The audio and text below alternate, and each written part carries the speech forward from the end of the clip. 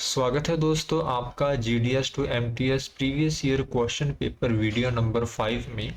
आज हम बिहार सर्कल का 2022 का जो क्वेश्चन पेपर है उसको डिस्कस करेंगे। आई होप आपने जो मेरी पिछली प्रीवियस ईयर क्वेश्चन पेपर की वीडियोस है उनको देखा है। इससे आपको एक आइडिया लग जाएगा कि आपकी जो प्रिपरेशन है वो किस तरह की है, और अगर आपको और ज़रूरत है तो उस हिसाब से आप फिर से तैयारी में उस टॉपिक्स पर ध्यान दे सकते हैं जिसमें आप वीक है। ठीक है, चलो वीडियो को शुरू करते हैं। तो फर्स्ट क्वेश्चन हमारा है, the office in charge of a set of a transit section is called. कहता है कि जो रेलगाड़ी का जो ट्रांजिट सेक्शन होता है, जिसको वो ट्रेन का डिब्बा जिसमें डाक एक जगह से दूसरी जगह जाती है, उसमें जो ऑफिस इंचार्ज होता है उसको हम क्या बोलते हैं। ठीक है, तो उसको हम बोलते हैं दोस्तों मेल गार्ड। ठीक है, जो ट्रेन में सेक्शन होता है, रेलगाड़ी का एक डिब्बा होता है जिसमें डाक एक जगह से दूसरी जगह जाती है, उस सेक्शन का जो इंचार्ज होता है उसको मेल गार्ड बोला जाता है। ठीक है, जो सब पोस्ट मास्टर होता है जे सब ऑफिस का इंचार्ज होता है। पोस्ट मास्टर इन जनरल बोल देते हैं। ठीक है, पोस्ट मास्टर कई तरह का होता है, जैसे ब्रांच पोस्ट मास्टर जिसको हम BPM बोल देते हैं, SPM, सब post master, head post master, HPM, post master grade 1, तो कई तरह का होता है। ठीक है, हेड सॉर्टिंग असिस्टेंट PA होता है जो कि रेलवे मेल सर्विस में काम करता है। ठीक है, अभी देखते हैं second question. An office is establish at a headquarter of a postal circle. कहते हैं वो ऑफिस जो पोस्टल सर्कल के हेडक्वार्टर में इस्टेब्लिश होता है, and deal with the unclaim and refuse article. और ये जो ऑफिस है, जो अनक्लेम आर्टिकल है या रिफ्यूज आर्टिकल है, उन आर्टिकल्स के साथ डील करता है, या जिन पर प्रॉपर पता नहीं है या अधूरा पता है, इस ऑफिस को क्या कहते हैं। ठीक है, तो दोस्तों इस ऑफिस को कहते हैं रिटर्न लेटर ऑफिस या RLO।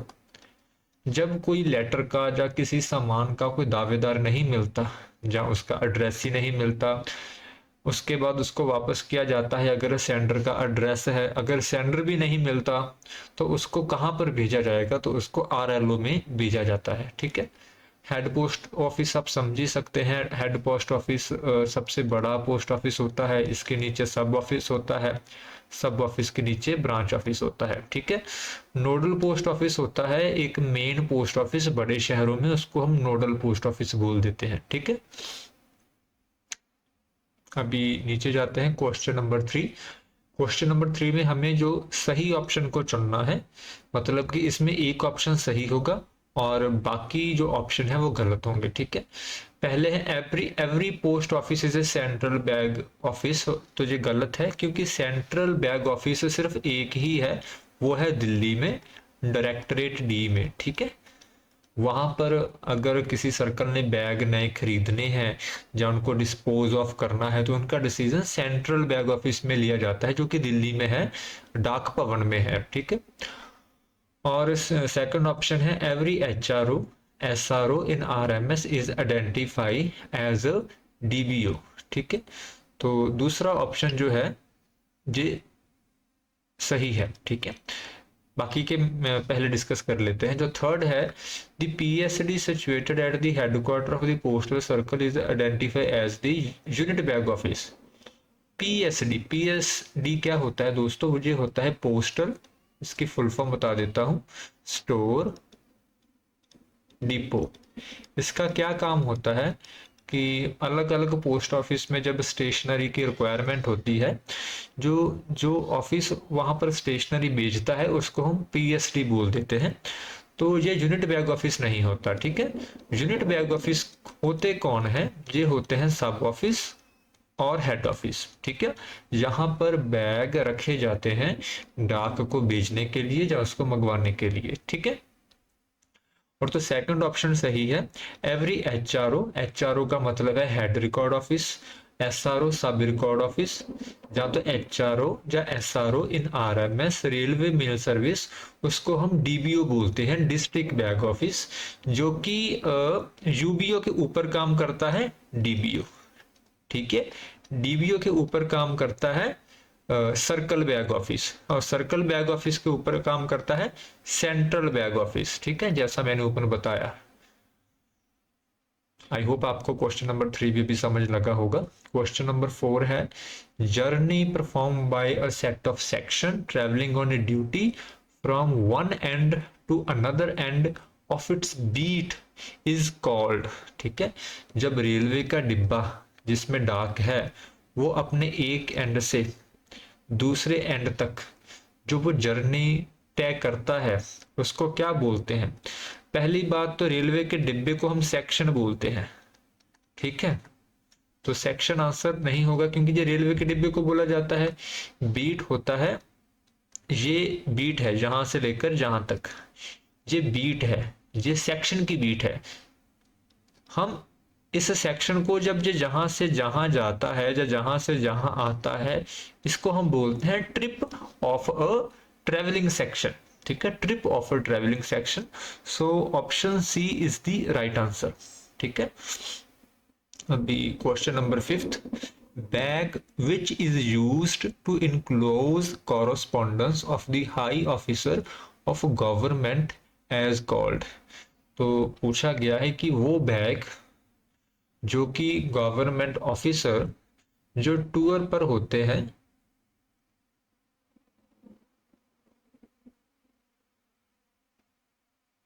यहां पर वो टूर भी लिख सकते थे, चलो कोई बात नहीं, जो उनके कॉरस्पोंडेंस उनके जो लेटर्स हैं, उनके जो इनलैंड लेटर कार्ड है या पोस्ट कार्ड है जो उनके आते हैं, जो उनके लिए जो बैग प्रिपेयर होता है उसको दोस्तों हम स्पेशल बैग कहते हैं, ठीक है, स्पेशल बैग कहते हैं।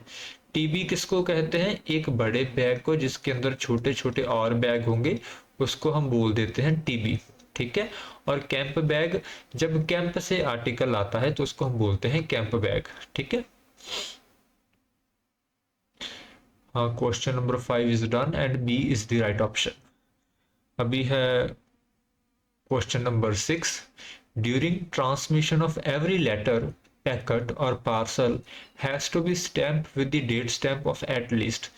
वो बोल रहा है चाहे कोई लेटर हो, चाहे पैकेट हो या पार्सल हो, जब उसको हम एक जगह से दूसरी जगह भेजते हैं तो उस पर कम से कम कितने पोस्ट ऑफिसर्स की डेट स्टैंप का इंप्रेशन लगा हुआ होना चाहिए? तो दोस्तों कम से कम 2 पोस्ट ऑफिस की जो डेट स्टैंप का इंप्रेशन उस पर लगा हुआ होना चाहिए। ये 2 पोस्ट ऑफिस कौन से होते हैं? एक तो होता है बुकिंग ऑफिस और दूसरा होता है डिलीवरी ऑफिस, ठीक है। Question number 7, impression of a franking must be clear, distinct and of a following color, ठीक है। जो इंप्रेशन होता है फ्रैंकिंग मशीन का वो किस कलर में होना चाहिए, यहाँ पर ये बात की गई है। तो अगर आपने फ्रैंकिंग मशीन का टॉपिक पढ़ा है तो वो ब्लैक कलर में नहीं होता, पिंक कलर में भी नहीं होता, ग्रीन कलर में भी नहीं होता, वो होता है रेड कलर में। इंप्रेशन किस में होता है? रेड कलर में। वो ऐसे भी पूछ सकता है कि रिमोटली मैनेज्ड फ्रैंकिंग मशीन का इंप्रेशन जो है किस कलर में होता है, या इलेक्ट्रॉनिक फ्रैंकिंग मशीन का इंप्रेशन है किस कलर में होता है, ठीक है, उस हिसाब से भी आप आंसर दे सकते हैं, ठीक है। अभी है question number 8, what is true about the posting of coin, bullion, precious stones, jewelry, article of gold or silver and currency or bank notes as a inland post। वो पूछ रहा है कि अगर हमने कॉइन्स को भेजना है या सोने की ईंटों को भेजना है या प्रेशियस स्टोन या ज्वेलरी को या ऐसी ही कुछ और वस्तुओं को भेजना है, अगर वो बाय इनलैंड पोस्ट भेजना है, क्योंकि बाहर तो हम इनको भेज ही नहीं सकते, तो इन दिए गए ऑप्शनों में से कौन सा ऑप्शन लागू होगा? सो कैंट बी पोस्टेड ऐसा नहीं है, उनको पोस्ट किया जा सकता है, तो पहला ऑप्शन तो गलत है। Can be posted at A bigger office, ऐसा भी कुछ नहीं है, उनको हर ऑफिस में बुक किया जा सकता है। तीसरा ऑप्शन है can be posted as insure only, तो option C is the correct option, कि अगर आपने कोई वैल्यूएबल चीज को एक जगह से दूसरी जगह भेजना है तो उसको बाय इंश्योर पोस्ट ही भेजा जा सकता है। ठीक है, जैसे प्रेजेंटली जो 2000 के नोट है वो आरबीआई को जा रहे हैं, लेकिन जब वो कस्टमर बेचता है तो उसको इंश्योर करना पड़ता है, लेटर जो पोस्टल असिस्टेंट लेटर को बुक करता है, इंश्योरेंस के बाद ही उसको जो आरबीआई के पास भेजा जा सकता है। ठीक है, नेक्स्ट है question number 9, which of the following postal article can't be posted in a letter box. Letter box के अंदर कौन से आर्टिकल नहीं डाले जा सकते? तो लेटर बॉक्स के अंदर सिर्फ तीन तरह के ही आर्टिकल डाले जा सकते हैं। एक तो है लेटर्स, एक पोस्ट कार्ड, एक इनलैंड लेटर कार्ड। जो स्पीड पोस्ट है जे लेटर बॉक्स में नहीं डाला जा सकता, तो यही हमारा जो सही आंसर है। और जो स्पीड पोस्ट सर्विस है जो बाद में शुरू हुई है, ठीक है, और ये जो सर्विस है ये सिर्फ काउंटर पर अवेलेबल है, तो इस जो स्पीड पोस्ट से रिलेटेड आर्टिकल है उनको हम लेटर बॉक्स में नहीं डाल सकते। ठीक है, नेक्स्ट है question number 10, any postal article can be redirected. जो हाँ, तो कोई भी पोस्टल आर्टिकल है अगर आप उसको रिडायरेक्ट करना चाहते हैं तो वो सिर्फ डेस्टिनेशन पोस्ट ऑफिस पर ही रिडायरेक्ट हो सकता है। जैसे मान लीजिए एक आर्टिकल बॉम्बे से दिल्ली को भेजा गया और रास्ते में नोएडा पड़ता है फॉर एग्जाम्पल, तो वो आर्टिकल मान लीजिए पहले नोएडा गया फिर दिल्ली गया, तो जब वो दिल्ली पहुंचेगा तो दिल्ली वाले चेक करेंगे क्या वो आर्टिकल दिल्ली के लिए ही है या आसपास किसी और पोस्ट ऑफिस के लिए तो नहीं है, वो चेक करेंगे और उसी हिसाब से आर्टिकल को एक जगह से दूसरी जगह भेजेंगे।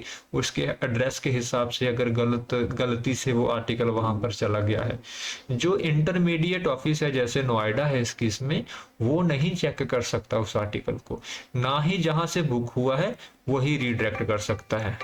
ठीक है, तो सिर्फ वही ऑफिस, डेस्टिनेशन ऑफिस ही जो है आर्टिकल को रिडायरेक्ट कर सकता है। माफी चाहता हूं दोस्तों, किसी फ्रेंड का कॉल आ गया था। चलिए अभी हम नेक्स्ट क्वेश्चन पे चलते हैं। Question number 11, which of the following is not a type of a post office. इसमें जी पूछ रहा है कि दिए गए ऑप्शन में से कौन सा पोस्ट ऑफिस नहीं है। देखिए हेड पोस्ट ऑफिस भी होता है, सब पोस्ट ऑफिस भी होता है, ब्रांच पोस्ट ऑफिस भी होता है, लेकिन डिवीजन जो ऑफिस होता है वो पोस्ट ऑफिस नहीं होता। वो एक ऐसा ऑफिस होता है जो सभी पोस्ट ऑफिस को मैनेज करता है। वो खुद पोस्ट ऑफिस नहीं होता, वो खुद रजिस्टर्ड बुक लेटर्स बुकिंग नहीं करता, उनका खुद का डिलीवरी स्टाफ नहीं होता। ठीक है, वो एक एडमिनिस्ट्रेटिव ऑफिस होता है, पोस्ट ऑफिस नहीं होता। और question number 12, post office in charge of the extra departmental agents are kept open for maximum period of. देखिए जो एक्स्ट्रा डिपार्टमेंटल एजेंट्स है ये जीडीएस के लिए यूज होता है। ठीक है, पहले यही जो मीन्स यही जो लफ्ज है इसको ही यूज किया जाता था, अभी उसको चेंज कर कर ही जीडीएस कर दिया है। जैसे वैसे तो ये अपने आप में एक डेरोगेटरी लगता है जीडीएस भाइयों को भी, मुझे भी लगता था जब मैं जीडीएस था, और अब भी मुझे सिंपथी जब बुरा लगता है जब कभी ये एक्स्ट्रा डिपार्टमेंटल एजेंट्स बोलते हैं जीडीएस को, क्योंकि हम सारा दिन तो काम में लगे रहते हैं फिर भी एक्स्ट्रा डिपार्टमेंटल बोल दिया जाता है। चलो खैर इसका कोई सोल्यूशन नहीं है दोस्तों, सोल्यूशन यही है कि पढ़ो, मेहनत करो और आगे बढ़ो। चलो हम कहाँ पर थे, जो हाँ जीडीएस भाई होते हैं वो मैक्सिमम 5 घंटों के लिए काम करते हैं और मिनिमम 4 घंटों के लिए काम करते हैं। ठीक है, तो इसमें आंसर होगा हमारा 5R, option number A.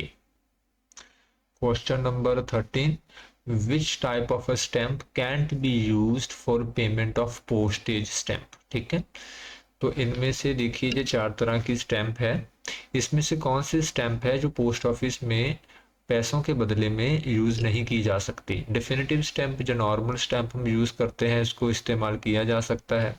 कॉम्यूमरेटिव stamp, इसको भी इस्तेमाल किया जा सकता है। सर्विस स्टैंप, ये जो सरकारी अफसर, जहाँ सरकारी एम्प्लॉय इस्तेमाल करते हैं, इसको भी यूज़ किया जा सकता है। लेकिन रेवेन्यू स्टैंप एक ऐसी स्टैंप होती है जिसको as a pre payment of a postage के लिए इस्तेमाल नहीं किया जा सकता, ठीक है। So that's why the option D is the right answer. Question number 14, licence to use franking machine is issue by which authority. Franking machine का जो लाइसेंस है वो कौन इशू करता है? Option number C is the divisional head इसे issue करता है, ठीक है। Question number 15. If any article after proper franking is posted in a letter box, how will it be treated? अगर जो फ्रैंक किए हुए आर्टिकल हैं हम उनको लेटर बॉक्स में डाल देते हैं तो उसको हम अनपेड ट्रीट करेंगे, जैसे उस पर पैसे लगे ही नहीं हैं, ठीक है। तो ये ऑप्शन भी आपने याद रखना है, बाकी के दो ऑप्शन गलत है। Question number 16. A postal article reposted after having been open is treated as। अगर कोई आर्टिकल है उसको ओपन किया गया है, ओपन करने के बाद उसको भेजा गया है, तो उस केस में जो ऑप्शन है, option number C, an article posted for the first time and charge with the postage accordingly, उसको ऐसे ही ट्रीट किया जाएगा जैसे उसने नया आर्टिकल बुक करवाया है, ठीक है। Question number 17. If the address is not found at the address given on the article, the registered article shall be retained in the post office। जो भी लेटर पे पत्र पे एड्रेस लिखा है, अगर वो जो कस्टमर है जिसको वो लेटर जिसके नाम पर वो लेटर है वो घर पर नहीं मिलता है, जहाँ जो भी पता लिखा है उस पते पर वो कस्टमर जो है नहीं मिलता है, तो उस केस में मैक्सिमम टू मैक्सिमम 7 दिनों तक ही उस लेटर को हम पोस्ट ऑफिस में रोक सकते हैं। 7 दिनों के बाद उसको वापस रिटर्न टू सेंडर भेज दिया जाता है। Question number 18. Within how many days an application for the renewal of the rental of a post box may be entertained after the expiry of the period of rent already paid, ठीक है। तो कितने दिनों के अंदर अंदर renewal की जो एप्लीकेशन है उसको एक्सेप्ट किया जा सकता है दोस्तों? अगर आफ्टर द एक्सपायरी, अगर उसका रेंट का जो पीरियड है वो एक्सपायर हो चुका है, देखिए इसको आपने 15 दिन है, इसको ऑप्शन जो सही है, और आपने इसी तरह से इसको याद रखना है, क्योंकि इसमें कोई समझाने वाली बात तो है नहीं, ये तो फैक्ट है कि 15 दिन के अंदर अंदर उसको करवाना होता है। Question number 19. The period of a rental of a post box commence from the, कि जो पोस्ट बॉक्स है जिसको हम रेंट पे लेते हैं उसका जो रेंट का पीरियड है कब स्टार्ट होता है, ठीक है। तो मान लीजिए आपने 15 को लिया, किसी महीने की तारीख या 10 को लिया, लेकिन उसका रेंट का पीरियड जो है पहले दिन से स्टार्ट होगा, माना जाएगा। मान लीजिए आपने 15 जनवरी को लाइसेंस लिया, रेंट दिया, तो माना ये जाएगा कि आपने वो 1 जनवरी से माना जाएगा, ठीक है, और उसको फिर 30 जनवरी तक 1 महीने का माना जाएगा, ठीक है। तो first day of a month in which the post box is allotted, तो उसका रेंटल पीरियड उस महीने के पहले दिन से माना जाएगा जिस मंथ को आपको वो जो पोस्ट बॉक्स है अलॉट हुआ है, ठीक है। Question number 20. Which of the following is not a premium service of a department post? Premium service वो थी जो बाद में स्टार्ट हुई थी, ठीक है। जो पहले सर्विस ऑलरेडी चल रही थी उनको हम बोलते हैं कन्वेंशनल सर्विसेज या प्राइमरी सर्विसेज।